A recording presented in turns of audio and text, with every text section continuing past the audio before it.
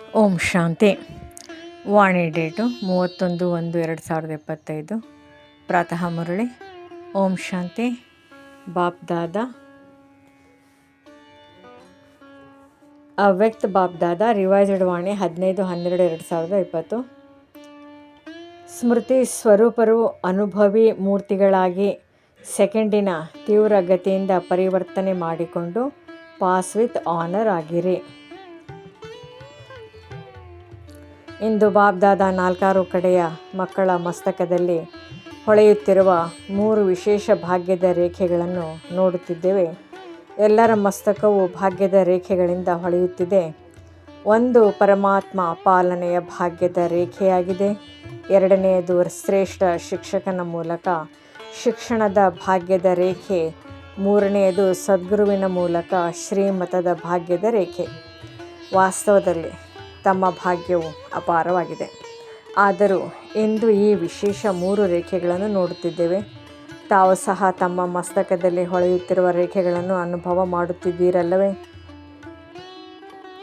ಎಲ್ಲದಕ್ಕಿಂತ ಶ್ರೇಷ್ಠವಾಗಿದೆ ಪರಮಾತ್ಮನ ಪ್ರೀತಿಯ ಪಾಲನೆಯ ರೇಖೆ. ಹೇಗೆ ತಂದೆಯು ಸರ್ವ ಶ್ರೇಷ್ಠನಾಗಿದ್ದಾರೆಯೋ ಹಾಗೆಯೇ ಪರಮಾತ್ಮ ಪಾಲನೆಯೂ ಸಹ ಸರ್ವ ಶ್ರೇಷ್ಠವಾಗಿದೆ. ಈ ಪಾಲನೆಯು ಕೆಲವರಿಗೆ ಮಾತ್ರವೇ ಪ್ರಾಪ್ತಿಯಾಗುತ್ತವೆ. ಆದರೆ ತಾವೆಲ್ಲರೂ ಈ ಪಾಲನೆಗೆ ಪಾತ್ರರಾಗಿದ್ದೀರಿ. ಈ ಪಾಲನೆಯು ಇಡೀ ಕಲ್ಪದಲ್ಲಿ ತಾವು ಮಕ್ಕಳಿಗೆ ಒಂದೇ ಬಾರಿ ಪ್ರಾಪ್ತಿಯಾಗುತ್ತದೆ. ಈಗಿಲ್ಲದಿದ್ದರೆ ಮತ್ತೆಂದೂ ಪ್ರಾಪ್ತಿಯಾಗುವುದಿಲ್ಲ. ಈ ಪರಮಾತ್ಮ ಪಾಲನೆ, ಪರಮಾತ್ಮ ಪ್ರೀತಿ, ಪರಮಾತ್ಮ ಪ್ರಾಪ್ತಿಗಳು ಕೋಟಿಯಲ್ಲಿ ಕೆಲವು ಆತ್ಮರಿಗೆ ಅನುಭವವಾಗುತ್ತದೆ. ತಾವೆಲ್ಲರೂ ಅನುಭವಿಗಳಾಗಿದ್ದೀರಲ್ಲವೇ? ಅನುಭವವಿದೆಯೇ? ಪಾಲನೆಯ ಅನುಭವವಿದೆ. ವಿದ್ಯೆ ಮತ್ತು ಶ್ರೀಮತದ ಅನುಭವವೂ ಇದೆ. ಅನುಭವಿ ಮೂರ್ತಿಗಳಾಗಿದ್ದೀರಿ. ಅಂದಮೇಲೆ ಸದಾ ತಮ್ಮ ಮಸ್ತಕದಲ್ಲಿ ಈ ಭಾಗ್ಯದ ನಕ್ಷತ್ರವು ಹೊಳೆಯುತ್ತಿರುವುದು ಕಂಡುಬರುತ್ತದೆಯೇ? ಸದಾ, ಅಥವಾ ಕೆಲವೊಮ್ಮೆ ಹೊಳೆಯುತ್ತಿರುವ ನಕ್ಷತ್ರ ಕೆಲವೊಮ್ಮೆ ಮಸುಕಾಗುತ್ತಿದೆಯೇ? ಢೀಲ ಆಗಬಾರದು. ಒಂದು ವೇಳೆ ಹೊಳೆಯುತ್ತಿರುವ ನಕ್ಷತ್ರವು ಮಸುಕು ಆಗುತ್ತದೆ ಅಂದರೆ ಅದಕ್ಕೆ ಕಾರಣವೇನು ತಿಳಿದುಕೊಂಡಿದ್ದೀರಾ? ಬಾಪ್ ದಾದಾ ನೋಡಿದ್ದೇವೆ. ಇದಕ್ಕೆ ಕಾರಣವೇನೆಂದರೆ ಸ್ಮೃತಿ ಸ್ವರೂಪರಾಗಿಲ್ಲ. ನಾನು ಆತ್ಮನಾಗಿದ್ದೇನೆ ಎಂದುಕೊಳ್ಳುತ್ತೀರಿ, ಆದರೆ ಆಲೋಚನಾ ಸ್ವರೂಪರಾಗುತ್ತೀರಿ. ಸ್ಮೃತಿ ಸ್ವರೂಪರು ಕಡಿಮೆ ಆಗುತ್ತೀರಿ. ಎಲ್ಲಿಯವರೆಗೆ ಸದಾ ಸ್ಮೃತಿ ಸ್ವರೂಪರಾಗುವುದಿಲ್ಲವೋ ಅಂದರೆ ಸ್ಮೃತಿಯೇ ಸಾಮರ್ಥ್ಯವನ್ನು ತರಿಸುತ್ತದೆ. ಸ್ಮೃತಿ ಸ್ವರೂಪರೇ ಸಮರ್ಥ ಸ್ವರೂಪರು. ಆದ್ದರಿಂದ ಭಾಗ್ಯದ ನಕ್ಷತ್ರದ ಹೊಳಪು ಕಡಿಮೆಯಾಗುತ್ತದೆ. ಅಂದಮೇಲೆ ತಮ್ಮನ್ನು ತಾವು ಕೇಳಿಕೊಳ್ಳಿ, ಹೆಚ್ಚು ಸಮಯ ಯೋಚನಾ ಸ್ವರೂಪರಾಗುತ್ತೀರೋ ಅಥವಾ ಸ್ಮೃತಿ ಸ್ವರೂಪರಾಗುತ್ತೀರೋ? ಆಲೋಚನಾ ಸ್ವರೂಪರಾಗುವುದರಿಂದ ಬಹಳ ಚೆನ್ನಾಗಿ ಯೋಚಿಸುತ್ತೀರಿ, ನಾನು ಇದಾಗಿದ್ದೇನೆ, ನಾನು ಇಂಥವನಾಗಿದ್ದೇನೆ ಎಂದು. ಆದರೆ ಸ್ಮೃತಿ ಇಲ್ಲದಿರುವ ಕಾರಣ ಹೀಗೆ ಆಲೋಚಿಸುತ್ತಾ ವ್ಯರ್ಥ ಸಂಕಲ್ಪ, ಸಾಧಾರಣ ಸಂಕಲ್ಪಗಳೂ ಸಹ ಬೆರಕೆಯಾಗಿ ಬಿಡುತ್ತವೆ. ವಾಸ್ತವದಲ್ಲಿ ನೋಡಿದಾಗ ತಮ್ಮ ಅನಾದಿ ಸ್ವರೂಪವು ಸ್ಮೃತಿ ಸಮರ್ಥ ಸ್ವರೂಪವಾಗಿದೆ. ಕೇವಲ ಯೋಚಿಸುವವರಲ್ಲ, ಸ್ವರೂಪರಾಗಿದ್ದೀರಿ. ಮತ್ತು ಆದಿಯಲ್ಲಿಯೂ ಈ ಸಮಯದ ಸ್ಮೃತಿ ಸ್ವರೂಪದ ಪ್ರಾರಬ್ಧವು ಪ್ರಾಪ್ತಿಯಾಗುತ್ತದೆ. ಅಂದಾಗ ಅನಾದಿ ಮತ್ತು ಆದಿ ಸ್ಮೃತಿ ಸ್ವರೂಪವಾಗಿದೆ. ಮತ್ತು ಈ ಸಮಯ ಅಂತಿಮದಲ್ಲಿ ಸಂಗಮದ ಸಮಯದಲ್ಲಿಯೂ ಸ್ಮೃತಿ ಸ್ವರೂಪರಾಗುತ್ತೀರಿ. ಅಂದಾಗ ಆದಿ, ಅನಾದಿ ಮತ್ತು ಅಂತ್ಯ 3 ಕಾಲಗಳಲ್ಲಿ ಸ್ಮೃತಿ ಸ್ವರೂಪರಾಗಿದ್ದೀರಿ, ಯೋಚನಾ ಸ್ವರೂಪರಲ್ಲ. ಆದ್ದರಿಂದ ಬಾಪ್ ದಾದಾ ಮೊದಲು ಸಹ ಹೇಳಿದೆವು, ವರ್ತಮಾನ ಸಮಯದಲ್ಲಿ ಅನುಭವಿ ಮೂರ್ತಿಗಳಾಗುವುದು ಶ್ರೇಷ್ಠ ಸ್ಥಿತಿಯಾಗಿದೆ. ನಾನು ಆತ್ಮನಾಗಿದ್ದೇನೆ, ಪರಮಾತ್ಮ ಪ್ರಾಪ್ತಿಯಾಗಿದೆ ಎಂದು ಆಲೋಚಿಸುತ್ತೀರಿ. ಆದರೆ ತಿಳಿದುಕೊಳ್ಳುವುದು ಮತ್ತು ಅನುಭವ ಮಾಡುವುದರಲ್ಲಿ ಬಹಳ ಅಂತರವಿದೆ. ಅನುಭವಿ ಮೂರ್ತಿಯು ಎಂದೂ ಸಹ ಮಾಯೆಯೊಂದಿಗೆ ಮೋಸ ಹೋಗಲು ಸಾಧ್ಯವಿಲ್ಲ. ದುಃಖದ ಅನುಭೂತಿ ಮಾಡಲು ಸಾಧ್ಯವಿಲ್ಲ. ಈಗ ಮಧ್ಯದಲ್ಲಿ ಯಾವ ಮಾಯೆಯ ಆಟವನ್ನು ನೋಡುತ್ತೀರೋ, ಆಟವನ್ನು ಆಡುತ್ತೀರೋ, ಅದಕ್ಕೆ ಕಾರಣವೇನೆಂದರೆ ಅನುಭವಿ ಮೂರ್ತಿಯ ಕೊರತೆ. ಅನುಭವದ ಅಥಾರಿಟಿಯ ಎಲ್ಲದಕ್ಕಿಂತ ಶ್ರೇಷ್ಠವಾಗಿದೆ. ಆದ್ದರಿಂದ ಬಾಪ್ ದಾದಾ ನೋಡಿದೆವು, ಕೆಲವು ಮಕ್ಕಳು ಯೋಚಿಸುತ್ತಾರೆ, ಆದರೆ ಸ್ವರೂಪದ ಅನುಭೂತಿಯು ಕಡಿಮೆ ಇದೆ. ಇಂದಿನ ಪ್ರಪಂಚದಲ್ಲಿ ಮೆಜಾರಿಟಿ ಆತ್ಮರು ನೋಡುವ ಮತ್ತು ಕೇಳುವುದರಿಂದ ಸುಸ್ತಾಗಿ ಬಿಟ್ಟಿದ್ದಾರೆ. ಆದರೆ ಅನುಭವದ ಮೂಲಕ ಪ್ರಾಪ್ತಿ ಮಾಡಿಕೊಳ್ಳಲು ಇಚ್ಛಿಸುತ್ತಾರೆ. ಆದ್ದರಿಂದ ಅನುಭವಿಗಳೇ ಅನುಭವ ಮಾಡಿಸಲು ಸಾಧ್ಯ ಮತ್ತು ಅನುಭವಿಯ ಆತ್ಮನು ಸದಾ ಮುಂದುವರಿಯುತ್ತಾ ಇರುವರು, ಹಾರುತ್ತಾ ಇರುವರು. ಏಕೆಂದರೆ ಅನುಭವಿ ಆತ್ಮನಲ್ಲಿ ಉಮಂಗ ಉತ್ಸಾಹವು ಸದಾ ಎಮರ್ಜ್ ರೂಪದಲ್ಲಿರುತ್ತದೆ. ಅಂದ ಮೇಲೆ ಪರಿಶೀಲನೆ ಮಾಡಿಕೊಳ್ಳಿ, ಪ್ರತಿ ಮಾತಿನ ಅನುಭವಿಗಳಾಗಿದ್ದೀರಾ? ಅನುಭವದ ಅಥಾರಿಟಿಯು ತಮ್ಮ ಪ್ರತಿ ಕರ್ಮದಲ್ಲಿ ಕಂಡುಬರುತ್ತದೆಯೇ? ಪ್ರತಿ ಮಾತು, ಪ್ರತಿ ಸಂಕಲ್ಪವು ಅನುಭವದ ಅಥಾರಿಟಿಯಿಂದ ಇದೆಯೇ ಅಥವಾ ಕೇವಲ ತಿಳಿದುಕೊಳ್ಳುವ ಆಧಾರದ ಮೇಲಿದೆಯೇ? ಒಂದಾಗಿದೆ ತಿಳಿದುಕೊಳ್ಳುವುದು, ಇನ್ನೊಂದಾಗಿದೆ ಅನುಭವ ಮಾಡುವುದು. ಪ್ರತಿ ಸಬ್ಜೆಕ್ಟ್ನಲ್ಲಿ ಜ್ಞಾನದ ಮಾತುಗಳನ್ನು ವರ್ಣನೆ ಮಾಡುವುದಂತೂ ಹೊರಗಿನ ಭಾಷಣಕಾರರು ಸಹ ಬಹಳ ಚೆನ್ನಾಗಿ ಭಾಷಣ ಮಾಡಿಬಿಡುತ್ತಾರೆ. ಆದರೆ ಪ್ರತಿ ಮಾತಿನ ಅನುಭವಿ ಸ್ವರೂಪರಾಗುವವರೇ ಜ್ಞಾನಿ ಆತ್ಮರು. ಯೋಗ ಮಾಡುವವರು, ಯೋಗದಲ್ಲಿ ಕುಳಿತುಕೊಳ್ಳುವವರು ಅನೇಕರಿದ್ದಾರೆ. ಆದರೆ ಯೋಗದ ಅನುಭವ ಅರ್ಥಾತ್ ಶಕ್ತಿ ಸ್ವರೂಪರಾಗಬೇಕಾಗಿದೆ. ಮತ್ತು ಶಕ್ತಿ ಸ್ವರೂಪದ ಗುರುತೇನೆಂದರೆ ಯಾವ ಸಮಯದಲ್ಲಿ ಯಾವ ಶಕ್ತಿಯ ಅವಶ್ಯಕತೆ ಇದೆಯೋ ಆ ಸಮಯದಲ್ಲಿ ಆ ಶಕ್ತಿಯನ್ನು ಆಹ್ವಾನ ಮಾಡಿ ನಿರ್ವಿಘ್ನ ಸ್ವರೂಪರಾಗಿ ಬಿಡುವುದು. ಒಂದು ವೇಳೆ ಒಂದು ಶಕ್ತಿಯ ಕೊರತೆ ಇದೆ, ವರ್ಣನೆ ಇದೆ, ಆದರೆ ಅದರ ಸ್ವರೂಪರಾಗದಿದ್ದರೂ ಸಹ ಸಮಯದಲ್ಲಿ ಮೋಸ ಹೋಗುವ ಸಾಧ್ಯತೆ ಇದೆ. ಉದಾಹರಣೆಗೆ, ಸಹನ ಶಕ್ತಿಯು ಬೇಕಾಗಿದೆ ಮತ್ತು ತಾವು ಎದುರಿಸುವ ಶಕ್ತಿಯನ್ನು ಉಪಯೋಗಿಸುತ್ತೀರಿ ಎಂದರೆ ಯೋಗಯುಕ್ತ ಅನುಭವಿ ಸ್ವರೂಪರೆಂದು ಹೇಳಲಾಗುವುದಿಲ್ಲ. 4 ಸಬ್ಜೆಕ್ಟ್ಗಳಲ್ಲಿ ಸ್ಮೃತಿ ಸ್ವರೂಪರು ಹಾಗೂ ಅನುಭವಿ ಸ್ವರೂಪರ ಚಿಹ್ನೆಗಳು ಏನಿರುವುದು? ಸ್ಥಿತಿಯಲ್ಲಿ ನಿಮಿತ್ತ ಭಾವ, ವೃತ್ತಿಯಲ್ಲಿ ಸದಾ ಶುಭ ಭಾವ, ಆತ್ಮಿಕ ಭಾವ, ನಿಸ್ವಾರ್ಥ ಭಾವ, ವಾಯುಮಂಡಲದಲ್ಲಿ ಹಾಗೂ ಸಂಬಂಧ ಸಂಪರ್ಕದಲ್ಲಿ ಸದಾ ನಿರ್ಮಾಣ ಭಾವ, ವಾಣಿಯಲ್ಲಿ ಸದಾ ನಿರ್ಮಲ ವಾಣಿ. ಈ ವಿಶೇಷತೆಗಳು ಅನುಭವಿ ಮೂರ್ತಿಯ ಆತ್ಮನಲ್ಲಿ ಪ್ರತಿ ಸಮಯ ಸ್ವಾಭಾವಿಕ ಸಂಸ್ಕಾರವಾಗಿರುತ್ತದೆ, ನ್ಯಾಚುರಲ್ ನೇಚರ್ ಆಗಿರುತ್ತದೆ. ಈಗ ಕೆಲವು ಮಕ್ಕಳು ಕೆಲವೊಮ್ಮೆ ಹೇಳುತ್ತಾರೆ, ಈ ರೀತಿ ಮಾಡಬೇಕೆಂದು ನಮಗೇನು ಇಷ್ಟವಿಲ್ಲ, ಆದರೆ ಇದು ನನ್ನ ಹಳೆಯ ಸಂಸ್ಕಾರವಾಗಿದೆ ಎಂದು. ಸ್ವಾಭಾವಿಕ ಸಂಸ್ಕಾರವು ಅದೇ ಕೆಲಸ ಮಾಡುತ್ತದೆ, ಯೋಚಿಸಬೇಕಾಗುವುದಿಲ್ಲ. ಆದರೆ ಆ ಸ್ವಾಭಾವಿಕ ಸಂಸ್ಕಾರವೇ ಕೆಲಸ ಮಾಡತೊಡಗುತ್ತದೆ. ಅಂದಾಗ ತಮ್ಮನ್ನು ಪರಿಶೀಲಿಸಿಕೊಳ್ಳಿ, ನನ್ನ ಸ್ವಾಭಾವಿಕ ಸಂಸ್ಕಾರವು ಯಾವುದಾಗಿದೆ? ಒಂದು ವೇಳೆ ಯಾವುದೇ ಹಳೆಯ ಸಂಸ್ಕಾರವು ಅಂಶ ಮಾತ್ರದಲ್ಲಿದ್ದರೂ ಸಹ ಪ್ರತಿ ಸಮಯ ಅದು ಕಾರ್ಯದಲ್ಲಿ ಬರುತ್ತಾ ಪಕ್ಕಾ ಸಂಸ್ಕಾರವಾಗಿ ಬಿಡುತ್ತದೆ. ಅದನ್ನು ಸಮಾಪ್ತಿ ಮಾಡುವುದಕ್ಕಾಗಿ ಹಳೆಯ ಸಂಸ್ಕಾರ, ಹಳೆಯ ಸ್ವಭಾವವನ್ನು ಸಮಾಪ್ತಿ ಮಾಡಿಕೊಳ್ಳಲು ಬಯಸುತ್ತೀರಿ. ಆದರೆ ಮಾಡಿಕೊಳ್ಳಲು ಸಾಧ್ಯವಾಗುವುದಿಲ್ಲ. ಅದಕ್ಕೆ ಕಾರಣವೇನು? ಎಲ್ಲದರಲ್ಲಿ ಜ್ಞಾನಪೂರ್ಣರಂತೂ ಆಗಿಬಿಟ್ಟಿದ್ದೀರಿ. ಆದರೆ ಯಾವುದನ್ನು ಆಗಬಾರದೆಂದು ಬಯಸುತ್ತೀರೋ ಅದು ಆಗಿಬಿಡುತ್ತದೆ. ಅದಕ್ಕೆ ಕಾರಣವೇನು? ಪರಿವರ್ತನೆ ಮಾಡಿಕೊಳ್ಳುವ ಶಕ್ತಿಯ ಕೊರತೆ ಇದೆ. ಮೆಜಾರಿಟಿ ಮಕ್ಕಳಲ್ಲಿ ಪರಿವರ್ತನಾ ಶಕ್ತಿಯು ಕಂಡುಬರುತ್ತದೆ. ತಿಳಿದುಕೊಳ್ಳುತ್ತಾರೆ, ವರ್ಣನೆಯನ್ನು ಮಾಡುತ್ತಾರೆ. ಒಂದು ವೇಳೆ ಎಲ್ಲರಿಗೆ ಪರಿವರ್ತನಾ ಶಕ್ತಿಯ ವಿಷಯದ ಮೇಲೆ ಬರೆಯಲು ಅಥವಾ ಭಾಷಣ ಮಾಡಲು ಹೇಳಿದರೆ ಎಲ್ಲರೂ ಬಹಳ ಬುದ್ಧಿವಂತರಾಗಿದ್ದಾರೆ, ಬಹಳ ಚೆನ್ನಾಗಿ ಭಾಷಣವನ್ನು ಮಾಡುತ್ತಾರೆ, ಬರೆಯುತ್ತಾರೆ ಮತ್ತು ಅನ್ಯರು ಯಾರಾದರೂ ಬಂದರೆ ಅವರಿಗೆ ಪರವಾಗಿಲ್ಲ, ಪರಿವರ್ತನೆ ಮಾಡಿಕೊಳ್ಳಿ ಎಂದು ಬಹಳ ಚೆನ್ನಾಗಿ ತಿಳಿಸುತ್ತಾರೆ. ಆದರೆ ಸ್ವಯಂನಲ್ಲಿ ಮಾಡಿಕೊಳ್ಳುವ ಶಕ್ತಿ ಮತ್ತು ವರ್ತಮಾನ ಸಮಯದ ಮಹತ್ವಿಕೆಯನ್ನು ಅರಿತುಕೊಂಡು ಪರಿವರ್ತನೆ ಮಾಡಿಕೊಳ್ಳುವುದರಲ್ಲಿ ಸಮಯ ತೊಡಗಿಸಬಾರದು. ಸೆಕೆಂಡಿನಲ್ಲಿ ಪರಿವರ್ತನಾ ಶಕ್ತಿ ಬರಲಿ, ಏಕೆಂದರೆ ಇದು ನನ್ನಿಂದ ಆಗಬಾರದು ಎಂದು ಯಾವಾಗ ತಿಳಿದುಕೊಳ್ಳುತ್ತೀರಿ, ಅಂದ ಮೇಲೆ ತಿಳಿದುಕೊಂಡಿದ್ದರೂ ಒಂದು ವೇಳೆ ಪರಿವರ್ತನೆ ಮಾಡಿಕೊಳ್ಳಲು ಸಾಧ್ಯವಾಗುತ್ತಿಲ್ಲವೆಂದರೆ ಅದಕ್ಕೆ ಕಾರಣವಾಗಿದೆ. ಯೋಚಿಸುತ್ತೀರಿ ಆದರೆ ಸ್ವರೂಪರಾಗುತ್ತಿಲ್ಲ. ಇಡೀ ದಿನದಲ್ಲಿ ಹೆಚ್ಚು ಯೋಚನಾ ಸ್ವರೂಪರಾಗುತ್ತೀರಿ. ಸ್ಮೃತಿ ಸಮರ್ಥ ಸ್ವರೂಪರಾಗುವವರು ಮೆಜಾರಿಟಿ ಕಡಿಮೆ ಇದ್ದಾರೆ. ಈಗ ತೀವ್ರಗತಿಯ ಸಮಯವಾಗಿದೆ, ತೀವ್ರ ಪುರುಷಾರ್ಥದ ಸಮಯವಾಗಿದೆ, ಸಾಧಾರಣ ಪುರುಷಾರ್ಥದ ಸಮಯವಲ್ಲ. ಸೆಕೆಂಡಿನಲ್ಲಿ ಪರಿವರ್ತನೆಯ ಅರ್ಥವೇನೆಂದರೆ ಸ್ಮೃತಿ ಸ್ವರೂಪದ ಮೂಲಕ 1 ಸೆಕೆಂಡಿನಲ್ಲಿ ನಿರ್ವಿಕಲ್ಪ ವ್ಯರ್ಥ ಸಂಕಲ್ಪವು ನಿವೃತ್ತವಾಗಿ ಬಿಡಲಿ. ಏಕೆ? ಸಮಯದ ಸಮಾಪ್ತಿಯನ್ನು ಸಮೀಪ ತರಲು ನೀವು ನಿಮಿತ್ತರಾಗಿದ್ದೀರಿ ಅಂದ ಮೇಲೆ ಈಗಿನ ಸಮಯದ ಮಹತ್ವದ ಪ್ರಮಾಣ ಪ್ರತಿ ಹೆಜ್ಜೆಯಲ್ಲಿ ಪದಮದಷ್ಟು ಸಮಾವೇಶವಾಗಿದೆ ಎಂಬುದನ್ನು ತಿಳಿದುಕೊಂಡಿದ್ದೀರಿ ಮತ್ತು ಅದನ್ನು ವೃದ್ಧಿ ಮಾಡಿಕೊಳ್ಳಬೇಕು ಎಂಬುದನ್ನು ಬುದ್ಧಿಯಲ್ಲಿಟ್ಟುಕೊಳ್ಳುತ್ತೀರಿ.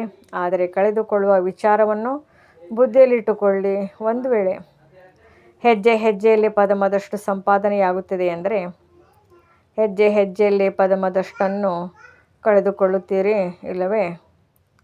ಈಗ ನಿಮಿಷದ ಮಾತು ಹೋಯಿತು, ಅನ್ಯರಿಗೆ 1 ನಿಮಿಷ ಶಾಂತಿಯಲ್ಲಿರಿ ಎಂದು ಹೇಳುತ್ತೀರಿ. ಆದರೆ ಈಗ ತಮ್ಮೆಲ್ಲರಿಗಾಗಿ ಸೆಕೆಂಡಿನ ಮಾತು ಆಗಬೇಕು. ಹೇಗೆ? ಹೌದು ಅಥವಾ ಇಲ್ಲ ಎಂದು ಯೋಚಿಸುವುದರಲ್ಲಿ ಎಷ್ಟು ಸಮಯ ಹಿಡಿಸುತ್ತದೆ? 1 ಸೆಕೆಂಡ್. ಹಾಗೆಯೇ ಪರಿವರ್ತನಾ ಶಕ್ತಿಯು ಇಷ್ಟು ತೀವ್ರವಾಗಬೇಕು. ಇದು ಸರಿಯೇ ಅಥವಾ ಸರಿ ಇಲ್ಲವೇ ಎಂದು ತಿಳಿದುಕೊಂಡಿದ್ದಿ ಅಂದ ಮೇಲೆ ಸರಿ ಇಲ್ಲದಿದ್ದರೆ ಅದಕ್ಕೆ ಬಿಂದುವನ್ನು ನೀಡಿ ಮತ್ತು ಸರಿ ಇದ್ದರೆ ಅದನ್ನು ಕಾರ್ಯದಲ್ಲಿ ತನ್ನಿರಿ. ಈಗ ಬಿಂದುವಿನ ಮಹತ್ವವನ್ನು ಕಾರ್ಯದಲ್ಲಿ ತೊಡಗಿಸಿರಿ. 3 ಬಿಂದುಗಳನ್ನು ತಿಳಿದುಕೊಂಡಿದ್ದೀರಲ್ಲವೇ? ಆದರೆ ಬಿಂದುವನ್ನು ಕಾರ್ಯದಲ್ಲಿ ತೊಡಗಿಸಿರಿ. ಹೇಗೆ? ವೈಜ್ಞಾನಿಕ ಶಕ್ತಿಯವರು ಎಲ್ಲ ಮಾತುಗಳಲ್ಲಿ ತೀವ್ರಗತಿಯನ್ನು ತರುತ್ತಿದ್ದಾರೆ ಮತ್ತು ಪರಿವರ್ತನೆಯ ಶಕ್ತಿಯನ್ನು ಸಹ ಹೆಚ್ಚು ಕಾರ್ಯದಲ್ಲಿ ತೊಡಗಿಸುತ್ತಿದ್ದಾರೆ. ಅಂದಮೇಲೆ ಈಗ ಶಾಂತಿಯ ಶಕ್ತಿಯವರು ಸಹ ಒಂದು ವೇಳೆ ಪರಿವರ್ತನೆ ಮಾಡಿಕೊಳ್ಳಬೇಕೆಂದರೆ ಈಗ ಲಕ್ಷ್ಯವನ್ನಿಟ್ಟುಕೊಳ್ಳಿ. ಜ್ಞಾನಪೂರ್ಣರಂತೂ ಆಗಿದ್ದೀರಿ, ಆದ್ದರಿಂದ ಈಗ ಶಕ್ತಿಪೂರ್ಣರಾಗಿ. ಅದು ಸೆಕೆಂಡಿನ ಗತಿಯಲ್ಲಿ ಮಾಡುತ್ತಿದ್ದೇವೆ, ಆಗಿಬಿಡುತ್ತೇವೆ, ಮಾಡುತ್ತೇವೆ ಅಲ್ಲ. ಇದು ಆಗುತ್ತದೆ ಅಥವಾ ಕಷ್ಟವೇ? ಏಕೆಂದರೆ ಅಂತಿಮ ಸಮಯದಲ್ಲಿ ಸೆಕೆಂಡಿನ ಪರೀಕ್ಷೆಯು ಬರುವುದು 1 ನಿಮಿಷದಲ್ಲಲ್ಲ. ಅದಕ್ಕಾಗಿ ಸೆಕೆಂಡಿನ ಅಭ್ಯಾಸವು ಬಹಳ ಕಾಲದಿಂದ ಇದ್ದಾಗಲೇ ಸೆಕೆಂಡಿನಲ್ಲಿ ಪಾಸ್ ವಿತ್ ಆನರ್ ಆಗುತ್ತೀರಲ್ಲವೇ? ಪರಮಾತ್ಮನ ವಿದ್ಯಾರ್ಥಿಗಳಾಗಿದ್ದೀರಿ, ಪರಮಾತ್ಮನ ವಿದ್ಯೆಯನ್ನು ಓದುತ್ತಿದ್ದೀರಿ ಅಂದ ಮೇಲೆ ಪಾಸ್ ವಿತ್ ಆನರ್ ಆಗಬೇಕಲ್ಲವೇ? ಕೇವಲ ಪಾಸ್ ಮಾರ್ಕ್ಸ್ ತೆಗೆದುಕೊಂಡ್ರೆ ಏನಾಯಿತು? ಪಾಸ್ ವಿತ್ ಆನರ್ ಆಗಬೇಕು. ಯಾವ ಲಕ್ಷ್ಯವನ್ನು ಇಟ್ಟುಕೊಂಡಿದ್ದೀರಿ? ಪಾಸ್ ವಿತ್ ಆನರ್ ಆಗಬೇಕೆಂದು ಯಾರು ತಿಳಿದುಕೊಳ್ಳುತ್ತೀರೋ ಅವರು ಕೈ ಎತ್ತಿರಿ. Pass with honour. ಆನರ್ ಅಂದರೆ ಗೌರವಾನ್ವಿತ ಶಬ್ದವನ್ನು ಅಂಡರ್ಲೈನ್ ಮಾಡಿಕೊಳ್ಳಿ. ಒಳ್ಳೆಯದು. ಈಗ ಏನು ಮಾಡಬೇಕಾಗುವುದು? ಮಿನಿಟ್ ಮೋಟಾರ್ ಕಾಮನ್ ಆಗಿದೆ ಅಂದಮೇಲೆ ಈಗ ಸೆಕೆಂಡಿನ ಕೆಲಸವಾಗಿದೆ. ಪಂಜಾಬ್ನವರೇ, ಇದು ಈಗ ಸೆಕೆಂಡಿನ ಕೆಲಸವಾಗಿದೆ. ಇದರಲ್ಲಿ ನಂಬರ್ 1 ಯಾರಾಗುವರು? ಪಂಜಾಬ್. ಇದೇನು ದೊಡ್ಡ ಮಾತು ಎಂದು ಎಷ್ಟು ಹೆಮ್ಮೆಯಿಂದ ಹೇಳುತ್ತೀರಿ. ಬಹಳ ಚೆನ್ನಾಗಿ ಹೇಳುತ್ತೀರಿ. ಬಾಬ್ದಾದ ಇದನ್ನು ಕೇಳಿದಾಗ ಬಹಳ ಖುಷಿ ಪಡುತ್ತೇವೆ. ಇದೇನು ದೊಡ್ಡ ಮಾತು, ಬಾಬ್ದಾದ ಜೊತೆ ಇದ್ದಾರೆಂದು ಹೇಳುತ್ತೀರಿ ಅಂದ ಮೇಲೆ ಅಥಾರಿಟಿಯು ಜೊತೆ ಇದ್ದಾರೆಂದರೆ ಈಗ ಏನು ಮಾಡಬೇಕಾಗಿದೆ? ಈಗ ತೀವ್ರವಾಗಬೇಕಾಗಿದೆ. ಸೇವೆಯನ್ನಂತೂ ಮಾಡುತ್ತಿದ್ದೀರಿ ಮತ್ತು ಸೇವೆ ಇಲ್ಲದ ಮಾಡುವುದಾದರೂ ಏನು? ಖಾಲಿಯಾಗಿ ಕುಳಿತುಕೊಳ್ಳುವಿರಾ? ಸೇವೆಯಂತೂ ಬ್ರಾಹ್ಮಣ ಆತ್ಮರ ಧರ್ಮವಾಗಿದೆ, ಕರ್ಮವಾಗಿದೆ. ಆದರೆ ಸೇವೆಯ ಜೊತೆಗೆ ಸಮರ್ಥ ಸ್ವರೂಪರಾಗಿರಿ. ಎಷ್ಟೊಂದು ಸೇವೆಯ ಉಮಂಗ ಉತ್ಸಾಹವನ್ನು ತೋರಿಸಿದ್ದೀರಿ. ಇದಕ್ಕಾಗಿ ಬಾಬ್ದಾದಾರವರಿಗೆ ಖುಷಿಯಾಗಿದೆ. ಶುಭಾಶಯಗಳನ್ನು ಕೊಡುತ್ತೇವೆ. ಆದರೆ ಹೇಗೆ? ಸೇವೆಯ ಕಿರೀಟವು ಸಿಕ್ಕಿದೆ ಅಲ್ಲವೇ? ಕಿರೀಟವನ್ನು ಧರಿಸಿದ್ದೀರಿ, ನೋಡಿ ಎಷ್ಟು ಚೆನ್ನಾಗಿದೆ. ಹಾಗೆ ಈಗ ಸ್ಮೃತಿ ಸ್ವರೂಪರಾಗುವ ಕಿರೀಟವನ್ನು ಧರಿಸಿ ತೋರಿಸಿರಿ. ಯುವ ವರ್ಗವಲ್ಲವೇ? ಅಂದ ಮೇಲೆ ಏನು ಕಮಾಲ್ ಮಾಡುತ್ತೀರಿ? ಸೇವೆಯಲ್ಲಿಯೂ ನಂಬರ್ 1 ಮತ್ತು ಸಮರ್ಥ ಸ್ವರೂಪರಾಗುವುದರಲ್ಲಿಯೂ ನಂಬರ್ 1 ಆಗಿರಿ. ಸಂದೇಶ ಕೊಡುವುದು ಸಹ ಬ್ರಾಹ್ಮಣ ಜೀವನದ ಧರ್ಮ ಮತ್ತು ಕರ್ಮವಾಗಿದೆ. ಆದರೆ ಈಗ ಬಾಬ್ದಾದ ಸೂಚನೆ ನೀಡುತ್ತಿದ್ದೇವೆ, ಪರಿವರ್ತನೆಯ ಮಿಷನರಿಯನ್ನು ತೀವ್ರ ಮಾಡಿಕೊಳ್ಳಿ. ಇಲ್ಲದಿದ್ದರೆ ಪಾಸ್ ವಿತ್ ಆನರ್ ಆಗುವುದರಲ್ಲಿ ಕಷ್ಟವಾಗುವುದು. ಬಹಳ ಕಾಲದ ಅಭ್ಯಾಸ ಬೇಕಾಗಿದೆ. ಯೋಚಿಸಿದಿರಿ ಮತ್ತು ಮಾಡಿಬಿಟ್ರಿ. ಕೇವಲ ಯೋಚನಾ ಸ್ವರೂಪರಾಗಿಬಿಡಿ. ಸಮರ್ಥ ಸ್ಮೃತಿ ಸಮರ್ಥ ಸ್ವರೂಪರಾಗಿರಿ. ವ್ಯರ್ಥವನ್ನು ತೀವ್ರ ಗತಿಯಿಂದ ಸಮಾಪ್ತಿ ಮಾಡಿರಿ. ವ್ಯರ್ಥ ಸಂಕಲ್ಪ, ವ್ಯರ್ಥ ಮಾತು, ವ್ಯರ್ಥ ಕರ್ಮ, ವ್ಯರ್ಥ ಸಮಯ ಮತ್ತು ಸಂಬಂಧ ಸಂಪರ್ಕದಲ್ಲಿಯೂ ವ್ಯರ್ಥ. ವಿಧಿ ರೀತಿ ಎಲ್ಲವನ್ನು ಸಮಾಪ್ತಿ ಮಾಡಿರಿ.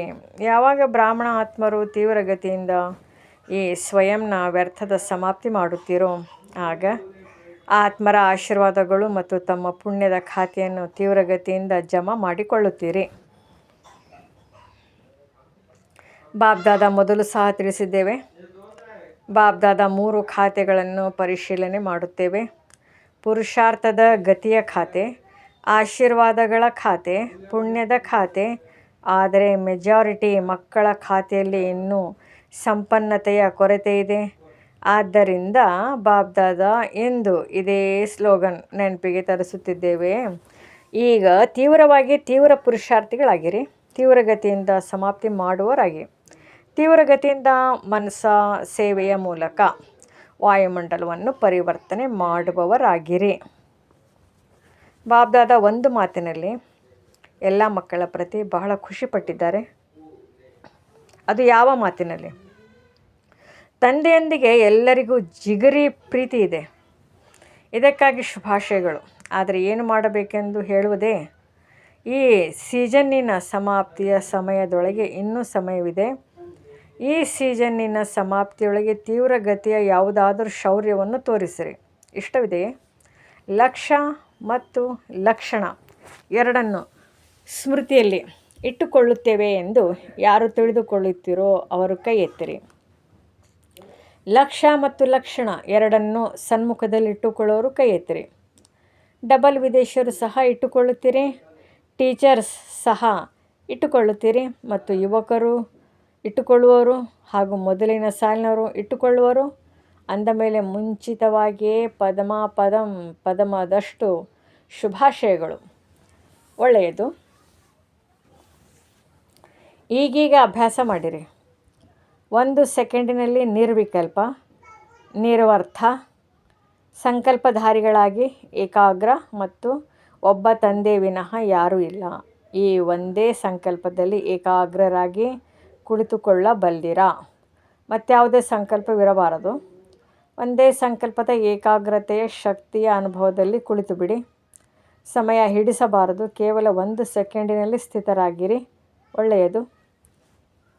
4 ಕಡೆಯ ಮಕ್ಕಳು ಯಾರೆಲ್ಲರೂ ವಿಶೇಷ ನೆನಪು ಪ್ರೀತಿಯನ್ನು ಕಳುಹಿಸಿದ್ದಾರೆ, ಆ ಪ್ರತಿಯೊಬ್ಬ ಮಗು ತಮ್ಮ ಹೆಸರು ಸಹಿತವಾಗಿ ನೆನಪು ಪ್ರೀತಿ ಮತ್ತು ಹೃದಯದ ಆಶೀರ್ವಾದಗಳನ್ನು ಸ್ವೀಕಾರ ಮಾಡಿರಿ.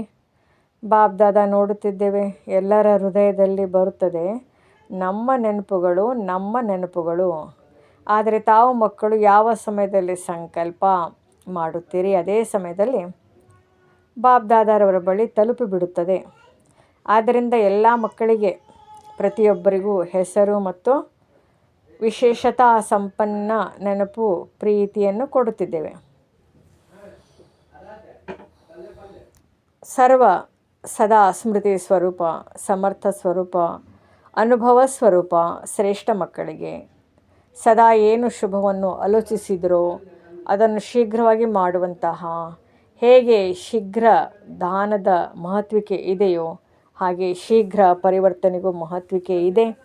ಅಂದಾಗ ಶೀಘ್ರ ಪರಿವರ್ತನೆ ಮಾಡಿಕೊಳ್ಳುವಂತಹ ವಿಶ್ವ ಪರಿವರ್ತಕ ಮಕ್ಕಳಿಗೆ ಸದಾ ಪರಮಾತ್ಮ ಪಾಲನೆ, ಪರಮಾತ್ಮ ಪ್ರೀತಿ, ಪರಮಾತ್ಮ ವಿದ್ಯೆ ಮತ್ತು ಪರಮಾತ್ಮ ಶ್ರೀಮತವನ್ನು ಪ್ರತಿ ಕರ್ಮದಲ್ಲಿ ತರುವಂತಹ ಮಹಾವೀರ ಮಕ್ಕಳಿಗೆ ಸದಾ ಸಾಹಸ ಮತ್ತು ಏಕಾಗ್ರತೆ, ಏಕತೆಯ ಮೂಲಕ ನಂಬರ್ 1 ತೀವ್ರ ಪುರುಷಾರ್ಥ ಮಾಡುವ ಮಕ್ಕಳಿಗೆ ಬಾಬ್ದಾದರವರ ಹೃದಯದ ನೆನಪು ಪ್ರೀತಿ ಮತ್ತು ಹೃದಯದ ಆಶೀರ್ವಾದಗಳು ಹಾಗೂ ನಮಸ್ತೆ.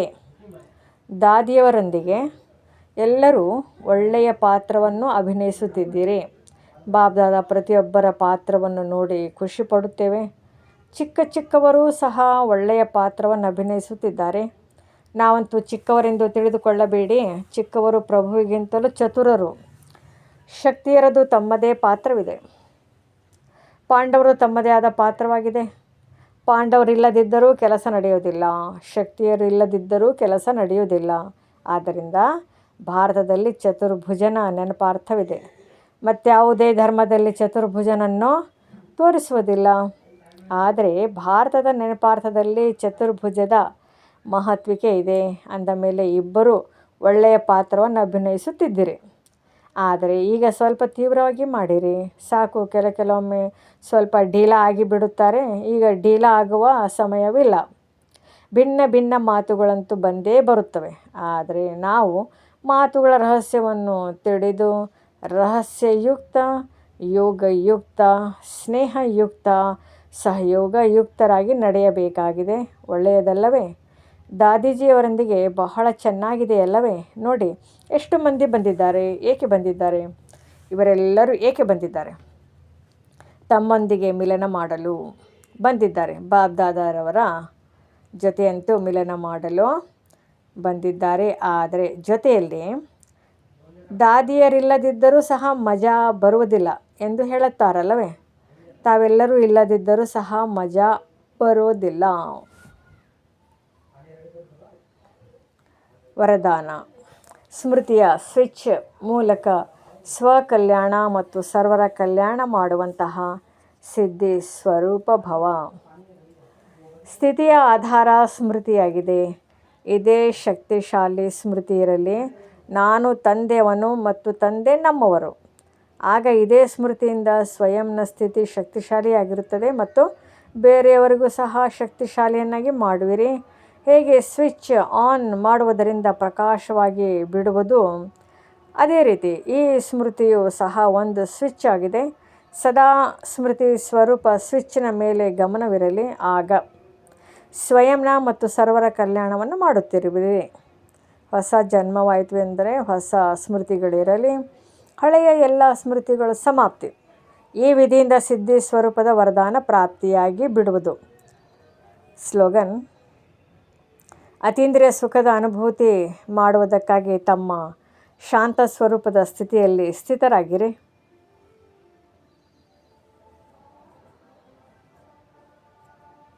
ಅವ್ಯಕ್ತ ಸೂಚನೆ. ಸಹಜ ಯೋಗಿ ಆಗಬೇಕೆಂದರೆ ಪರಮಾತ್ಮನ ಪ್ರೀತಿಯ ಅನುಭವಿಯಾಗಿರಿ.